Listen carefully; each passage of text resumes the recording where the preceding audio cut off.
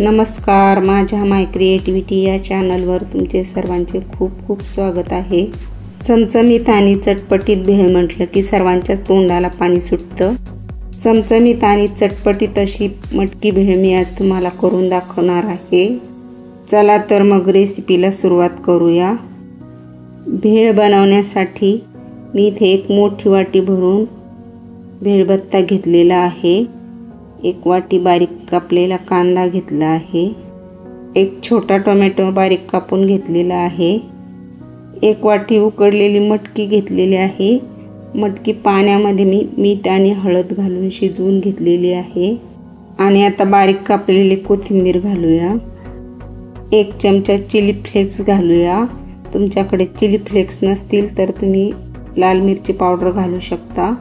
आणि थोडंसं चवीपुरतं मीठ सुद्धा मी इथे घातलेलं आहे।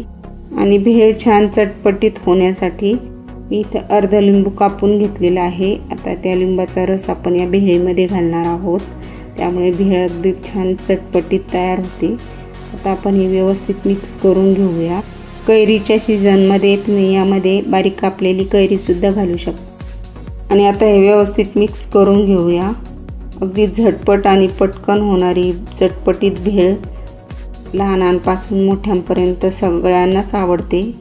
दुपारच्या छोट्याशा भुकेच्या वेळी तुम्ही झटपट होणारी चटपटीत अशी मटकी भेळ नक्की करून बघा, सर्वांनाच नक्कीच आवडेल। ओली भेळ करायची असेल तर तुम्ही यामध्ये चिंचेची आंबट गोड चटणी घालून मिक्स करून घेऊ शकता, ती सुद्धा खूप छान लागते। आता ही भेळ आपण प्लेटमध्ये काढून घेऊया। चमचमीत चटपटीत मटकी भेळ तयार झालेली आहे।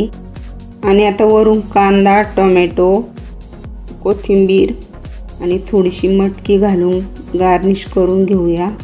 बघूनच तोंडाला पाणी येईन अशी चटपटीत अशी मटकी भेळ तयार झालेली आहे।